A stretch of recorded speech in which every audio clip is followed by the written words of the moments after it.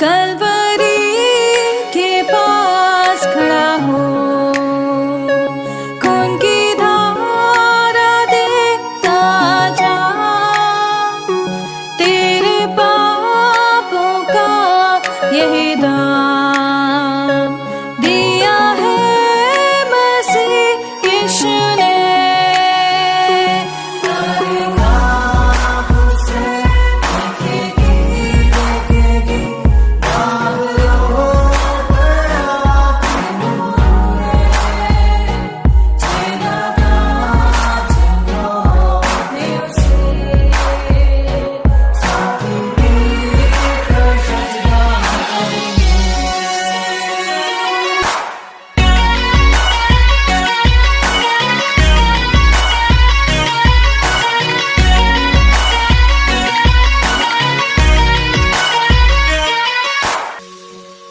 ये हुआ सब तेरे लिए, तूने भी उसे छेड़ा था,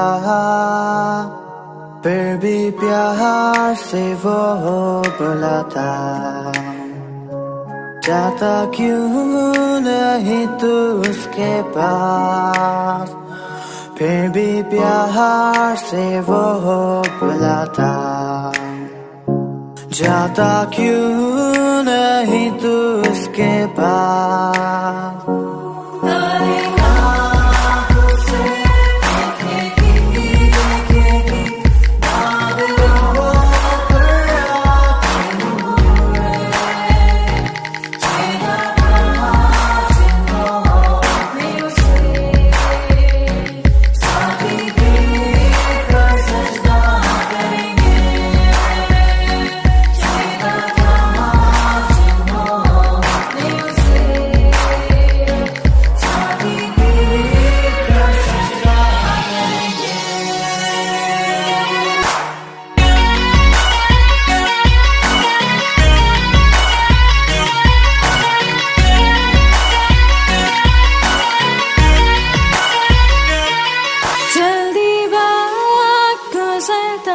चाहता है, रात अंधेरी आती है, तौबा कर दरवाजा होगा बंद, कुछ ना होगा वे पछताने से,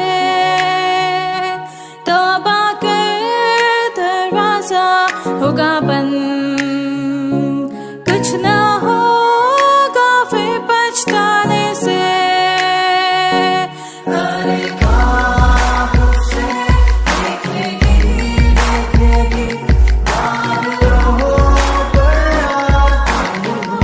परमेश्वर को धन्यवाद देते हैं आज की सुंदर सुबह के लिए कि परमेश्वर ने एक बार फिर से मुझे और आपको ये सुंदर सुबह दी है कि हम परमेश्वर की तारीफ कर सकें। इससे पहले कि हम संसार के अपने कामों में आगे बढ़ें, परमेश्वर को हम याद करें, ईश्वर को याद कर सकें और आज के दिन की शुरुआत हम प्रभु के इस वचन के साथ कर सकें। वचन जो है परमेश्वर की वाणी है और जब इस वाणी को आप सुनते हैं तो आप परमेश्वर की आवाज़ को सुनते हैं और हम लोग ये चाहते हैं कि आप सब परमेश्वर की उस आवाज़ को सुनना शुरू कर दें ताकि परमेश्वर की आवाज़ है उसको सुनकर आप अपने दिन की शुरुआत करें, क्योंकि परमेश्वर आत्मा है और वो आत्मा से बात करता है। जिसकी आत्मा शुद्ध है वो उस परमेश्वर के साथ, उस परमात्मा के साथ, उस ईश्वर के साथ बात कर सकता है और ये सब के लिए खुली चुनौती। जो भी ऊपर से वाले से बात करना चाहता है वो आपकी आत्मा को शुद्ध करेगा, पवित्र करेगा और आपसे बात करेगा। और इसलिए परमेश्वर का वचन कहता है, यिर्मयाह उसका 18 अध्याय में और उसके 12 पद में कहता है, परंतु वे कहते हैं ऐसा नहीं होने का, हम तो अपनी ही कल्पना के अनुसार चलेंगे और अपने बुरे मन के हट पर बने रहेंगे। परंतु वे कहते हैं हम ऐसा नहीं होने का, हम तो अपनी ही कल्पनाओं के अनुसार चलेंगे और अपने बुरे मन के हट पर बने रहेंगे। यिर्मयाह उसका 18 अध्याय और उसके 12 पद में ये बाइबल स्पष्ट करती है कि परमेश्वर चाहता है कि उसके लोग सच्चाई के साथ चलें, ईमानदारी के साथ चलें, लेकिन वो कहते हैं हम तो अपनी कल्पनाओं में अपनी हट के अनुसार चलना चाहते हैं ताकि हम उसके साथ ही अपने जीवन को व्यतीत करें। परमेश्वर चाहता है कि हम पाखंड ना करें। पाखंड हमारे जीवन में नहीं आना चाहिए। ऊपर से कुछ है, मन से कुछ है। लेकिन आज पौलुस फिर से मुझे आपको एक चीज़ और बताना चाह रहा है। यदि आप मेरे साथ निकालेंगे इफिसियों उसका 3 अध्याय और उसके 12, 13 और 14 पद को मैं आपके सामने पढ़ूंगा। लिखा है, जिसमें हमको उस पर विश्वास करने से साहस और भरोसे के साथ परमेश्वर के निकट आने का अधिकार है। इसलिए मैं विनती करता हूँ कि जो क्लेश तुम्हारे लिए मुझको हो रहे हैं, उनको कारण साहस ना छोड़े, क्योंकि उनमें तुम्हारी महिमा है। 14 पद, मैं इसी कारण उस पिता के सामने घुटने टेकता हूँ। परमेश्वर अपने इस वचन के पढ़े और सुने जाने पर आशीष दे। हम प्रार्थना करेंगे।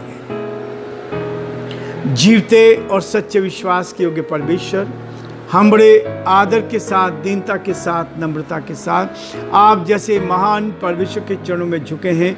हम आपको धन्यवाद देते हैं, हम आपकी स्तुति करते हैं, हम आपकी प्रशंसा करते हैं। प्रभु, क्या आपने हमें मौका दिया है कि आपके चरणों में आकर अपने दिन भर के लिए नई सामर्थ ले, नई शक्ति ले, आपकी उपस्थिति का एहसास कर सके। रात्रि के मीठे विश्राम के लिए हम आपको धन्यवाद देते हैं कि आपने हमें मीठा विश्राम दिया और इस सुबह का वक्त जो दिया है प्रभु, जिसमें नई ताजगी लेकर हम आपकी महिमा कर सके, आपके नाम को धन्य कह सके और जो आपकी योजना है उसको हम पूरा कर सके। हे दया के धनी और विश्वास के योग्य परमेश्वर, हमारी आपसे प्रार्थना, आपसे विनती है, आपकी उपस्थिति हमारे साथ बनी रहे। हमारे सभी श्रोताओं के लिए, सारे भाई बहनों के लिए जो पिता परमेश्वर अलग अलग स्थानों पर हिंदुस्तान के अलग अलग क्षेत्र में रहते हैं परमेश्वर, उन सब के लिए हम आशीष की घोषणा करते हैं और प्रार्थना करते हैं। हर एक को अपने हाथों में ले, अपनी उपस्थिति, अपनी निकटता, अपने प्रेम का एहसास दे, ताकि परमेश्वर सब बातों के द्वारा आप ही का नाम ऊंचा किया जाए। हे दया के धनी और विश्वास के योग्य परमेश्वर, हमारी आपसे यही प्रार्थना, आपसे विनती है कि आपकी सुरक्षा में मिलती जाए और हम आपके नाम में प्रभु जी आगे बढ़ते जाएं और आपके नाम को धन्य कह सके। पिता परमेश्वर, हम प्रार्थना का हमारे देश के लिए, देश के प्रधानमंत्री के लिए, राष्ट्रपति के लिए प्रार्थना करते हैं। प्यारे परमेश्वर, हमारे प्रदेश के मुख्यमंत्री के लिए प्रार्थना करते हैं। आप उनको अच्छी बुद्धि दे ताकि देश का संचालन, प्रदेश का संचालन आपकी महिमा के लिए कर सके और सब बातों में पिता परमेश्वर आपके नाम को महिमा मिले। हम बड़े आदर के साथ, दीनता, नम्रता के साथ इस प्रार्थना को अपने प्रभु, अपने धारकर्ता यीशु मसीह के नाम से मांगते हैं, आमीन। प्रिय, परमेश्वर का वचन मुझे हृदय की गहराई से साफ करना चाहता है, आपको साफ करना चाहता है, आपके दिल को साफ करना चाहता है, आपकी आत्मा को शुद्ध करना चाहता है। और यही है हमारी कल्पना, यही हमारा काम। जब हम परमेश्वर के साथ शुद्ध मन के साथ रहते हैं, आत्मा से भरते हैं, सामर्थ से भरते हैं, तब परमेश्वर हमारी आत्मा को शुद्ध और पवित्र करता है, ताकि हम उसके साथ साथ बैठकर परमेश्वर की महिमा करते चले जाएं। यिर्मयाह उसका 18 अध्याय को उसका 12 पद मैंने आपके सामने पढ़ा था। परंतु वे कहते हैं, संसार के लोग कहते हैं, जो ईश्वर को नहीं जानते, वे कहते हैं ऐसा नहीं होने का, हम तो अपनी ही कल्पनाओं के अनुसार चलेंगे और अपने बुरे मन के हट पर बने रहेंगे। परमेश्वर नहीं चाहता कि हम बुरे मन को लेकर चलें, और ईश्वर के साथ यदि हमारी संगति है तो हम उसके साथ आगे बढ़कर उस प्रेम के जीवन को बिता सकें। परमेश्वर चाहता है कि सच्चाई को लेकर हम आगे बढ़े। परमेश्वर चाहता है कि ईमानदारी को लेकर चले, एक दूसरे के विरोध में नहीं, एक दूसरे के समाज के विरोध में नहीं, एक दूसरे के विरोध में काम नहीं करके, लेकिन ईश्वर चाहता है हम अपने मन को दीन बनाएं, नम्र बनाएं और उसके साथ अब जीवन व्यतीत करें। 12 पद में कहता है, इफिसियों उसका 3 अध्याय का 12 पद, जिसमें हमको उस पर विश्वास करने से साहस और भरोसे के साथ परमेश्वर के निकट आने का अधिकार है। अपनी आत्मा को शुद्ध करते हैं तो हमारा रिश्ता प्रभु के साथ हो जाता है। हमारी आत्मा परमेश्वर के साथ जुड़ जाते हैं। इसलिए परमेश्वर चाहता है हम आत्मा में एक हो जाएं, आत्मा में भर जाएं, आत्मा की सामर्थ्य को लेकर आगे बढ़े। आत्मा सो परमात्मा। और जब आत्मा शुद्ध हो जाती है, आत्मा पवित्र होती है, तो परमेश्वर हमें अपनी निकटता में आने का अधिकार देता है, ताकि हम उसके साथ आकर उसकी महिमा कर सके, उसके नाम को धन्य कह सके। इसलिए 13 पद में कहता है, इसलिए मैं विनती करता हूं कि जो क्लेश तुम्हारे लिए मुझे हो रहा है, तुम्हारे लिए मुझे हो रहा है, उनके कारण सांस ना छोड़े। हम परमेश्वर के साथ खड़े रहें, सांस ना छोड़े, क्योंकि उनमें तुम्हारी महिमा है। जब हम परमेश्वर के साथ बढ़ने चाहते हैं, जब आप परमेश्वर की निकटता में बढ़ते हैं, तो परमेश्वर चाहता है कि हम सांस ना छोड़े, हम पीछे ना हटे, बैकस्लाइड ना हो, हम परमेश्वर के साथ आगे बढ़कर परमेश्वर की महिमा करते चले जाएं। इसलिए प्रियो, परमेश्वर का वचन कहता है कि हमारे जीवन में ऊपरी चीजें ना हो, हृदय में कुछ है और बाहर कुछ है, हमारे मुंह पे कुछ है और आत्मा में कुछ है। इसलिए वो चाहता है कि आत्मा में शुद्ध होकर, पवित्र होकर हम परमेश्वर की महिमा को करते चले जाएं, और जो परमेश्वर की इच्छा है उसको हमारे जीवन से पूरा होने दें। और इसलिए पौलुस ने कहा, मसीह का प्रेम हमें विवश कर देता है कि हम प्रभु के साथ एक हो जाएं। मसीह का प्रेम हमें विवश कर देता है कि हम एक दूसरे से प्यार करें।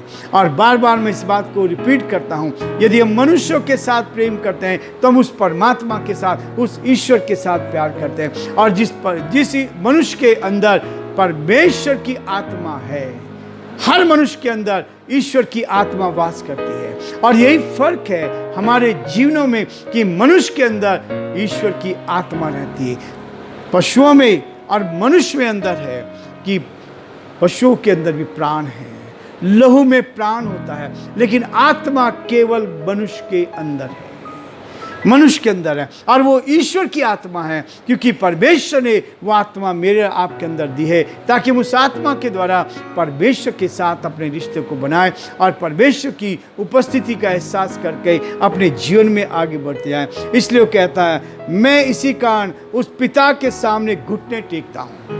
जब आप घुटने टेकते हैं, परमेश्वर के सामने प्रार्थना करते हैं, अपने दिल को खोल कर रखते हैं, तो आपका रिश्ता परमेश्वर के साथ होता है। अपने दिल की बात खोलकर, अपनी सारी बातों को आप उसके सामने रख सकते हैं, और तब परमेश्वर आपके जीवन में वो बड़ा काम करेगा, आपको उन्नति देगा, आपको आगे बढ़ाएगा, आपको आशीष देगा। और परमेश्वर चाहता है हम उसकी आशीष को अपने जीवन में लेकर चलते चल जाएं और उस बड़े कार्य को अपने जीवन में देख पाएं, क्योंकि परमेश्वर चाहता है कि हम जीवन में आगे बढ़कर बहुतों के लिए आशीष का, आनंद का कारण बनते जाएं और एक दूसरे की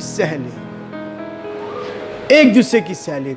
परमात्मा उनके अंदर है, परमात्मा हमारे अंदर है। इसलिए यदि कोई दो शब्द कहता है तो एक दूसरे की सहेली, और कहता है एक दूसरे के अपराधों को क्षमा करें, तभी हमारा रिश्ता उस परमेश्वर के साथ होता है, ताकि आप प्रभु की महिमा करें और उस प्रभु के सामने आगे बढ़कर परमेश्वर के नाम को ऊंचा उठा सके। प्रियो, हम बड़े इस बात को लेकर कि परमेश्वर हमारे जीवनों में, संसार में रहकर हमारे जीवनों में बड़े काम करना चाहता है, ताकि संसार में रहकर हम उसकी उत्तम आशीष को प्राप्त करें। इस संसार में रहकर हम उसके साथ साथ आगे बढ़ते जाएं और ईमानदारी का जीवन व्यतीत करते हुए परमेश्वर के नाम को धन्य कह सके। प्रियो, आज हम ये रुकना चाहेंगे और कल फिर से हम नए वीडियो को लेकर, नए वचन को लेकर हम आपके सामने रहेंगे, ताकि इफिसियों का जो अध्ययन हम कर रहे हैं उसको पूरा करते चले जाएं और प्रभु की महिमा करें। प्रभु आप सबको बहुत आशीष दे और परमेश्वर का हाथ आप पर और आपके पूरे परिवार पर बना रहे।